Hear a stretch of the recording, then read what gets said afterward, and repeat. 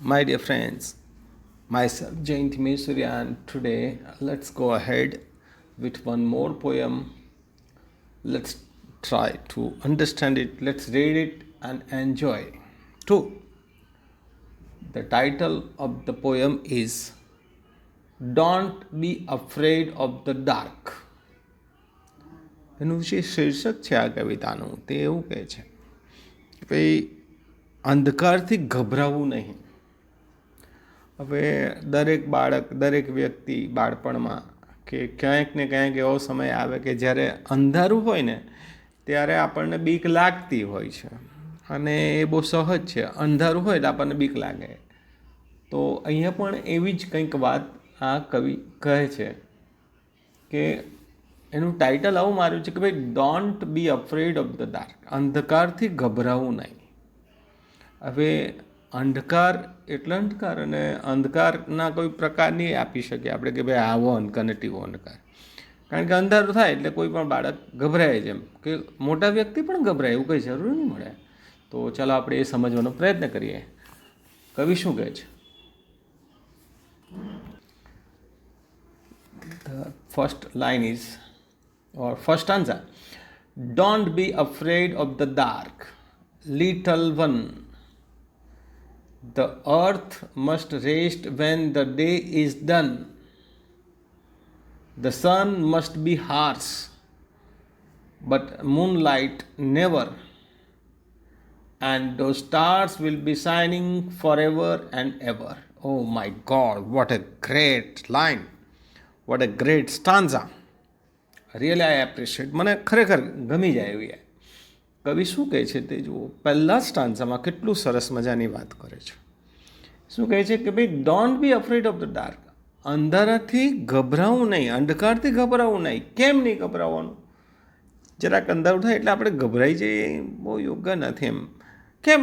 તો કે ભાઈ the earth must be rest. જ્યારે અંધારું થાય ત્યારે પૃથ્વી છે ને થોડો આરામ કરે. When the day is done, જ્યારે આખો દિવસ પૂરો થાય એટલે સૂર્ય આથમતો હોય એટલે પૃથ્વીનો થોડો આરામ કરવાનો સમય થાય એમ કે. તો એ સમય એટલે એનાથી કંઈ ગભરાવું નહીં. અંધકાર થોડું થઈ જાય એટલે ગભરાવાનું નહીં એમ કે. The sun must be harsh. હા, દિવસ હોય તો સૂર્ય ઉગેલો હોય, સૂરજ દાદા ઉગેલા તો સૂર્યની ગરમી લાગે, એ થોડું આકરું લાગે આપણને. પણ બટ મૂનલાઇટ નેવર. પણ જે રાત થાય ને તો ત્યારે પાછું ચંદ્ર ઉગે. અને ચંદ્ર શાના માટે આપણને જાણીતા છે કે ભાઈ ચંદ્ર શીતળતા બક્ષે છે. એટલે આપણે ગુજરાતીમાં તો આપણે એને ચાંદા મામા કહીએ છીએ, ખબર ને? તો મિત્રો આ જે શબ્દો જે વાપરે છે જો કેટલું સરસ, કે સૂર્ય થોડું આકરું લાગે આપણે દિવસના, થોડો ગરમી આપણાથી સહન નહીં થાય, પણ રાત ક્યારેય આપણને આકરી લાગતી નથી, કારણ કે રાત શીતળતા બક્ષે છે, ચંદ્ર શીતળતા બક્ષે છે. જુઓ ચિત્રમાં બતાવ્યું છે. And those stars will be shining forever and ever. અને બીજી એક વસ્તુ કે રાત્રે પાછા અંધારામાં, એટલે કે અવકાશમાં અંધારું હોય, આખા આપણને અંધાર લાગે, પણ તેમાં પાછા તારા ચમકતા હોય, અને એ સતત ચમકતા રહે. એ કોઈ દિવસ અંધારામાં પાછા ચમકવાનું બંધ નથી કરતા, કે સતત ચમકતા જ રહે એમ. તો કેટલું સરસ મજાનું ચિત્ર અથવા કેટલું સરસ મજાનું વાતાવરણ સર્જાય છે, આપણે એ જોઈએ છે. So the very first stanza, the second stanza, બીજો ફકરો, ફકરો નહીં અને સ્ટાન્ઝા કહેવાય. અંગ્રેજીમાં જે કવિતા હોય ને એને સ્ટાન્ઝા કહેવાય. જ્યારે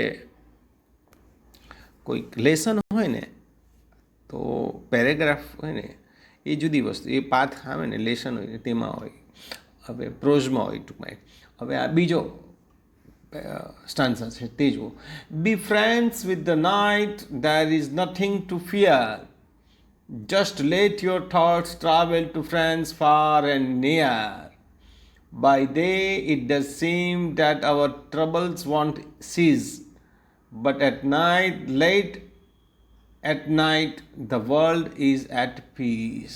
Ruskin Bond, a poet.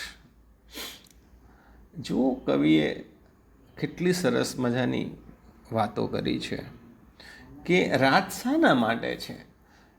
અને રાત પડે તો શું કરવું જોઈએ એમ કે કેટલું સરસ મજાનું સમજાયું છે કે be friends with the night, એટલે રાત્રિના સંગાથી બનો, એને સાથીદાર બનાવો.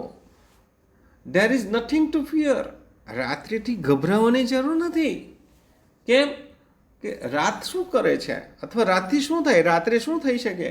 Just late your thoughts travel to friends far and near. રાત્રે શું કરવાનું કે તમારા મિત્ર છે ને નજીક ના હોય કે દૂર ના હોય કે ત્યાં સુધી તમારા વિચારોને ફેલાવો, આપો, જણાવો, મળો. તમારા વિચારોને બીજાને જણાવો. બાય ડે એટલે દિવસના શું થાય છે. It does seem that our troubles won't cease. દિવસને એવું લાગે કે આપણે પ્રોબ્લેમ્સ પૂરા જ નથી થવાના, ઓછા નથી થવાના, અટકવાના જ નથી એવું લાગે આપણને. પણ રાત કેવું આવે, શાંત, શીતળતા અને નીરવતા આવે, શાંતિ. બટ એટ નાઇટ, પણ રાત્રે શું થાય? લેટ એટ નાઇટ, અને પાછું એકદમ મોડી રાત્રે જેને કહેવાય, the world is at peace. જેમ જેમ રાત વધારે પડતી જાય તો શું થાય?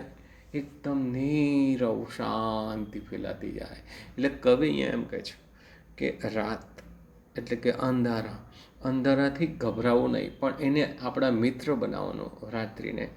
અને અલ્ટિમેટલી કદાચ કવિ એવું એક સૂચન કરે છે કે આપણે પ્રકૃતિ તરફ દોડવું જોઈએ, પ્રકૃતિનો આભાર માનવો જોઈએ કે આપણને આવી પણ પરિસ્થિતિ આપણા જીવનમાં આપણને એના આનંદ માણવા માટે, અથવા કોઈ પણ પરિસ્થિતિ આવી, અંધારું પડે, અંધારું આવે કે અજવાળું, દરેકમાં આપણે આપણા મનને સ્થિર રાખીને બહુ જ શાંત ચિત્તે નિર્ણય લઈ અને જીવનની વિપરીત પરિસ્થિતિઓનો પણ સામનો કરવો જોઈએ. સો here is very interesting poem by Ruskin Bond, and I will stop here. Thanks.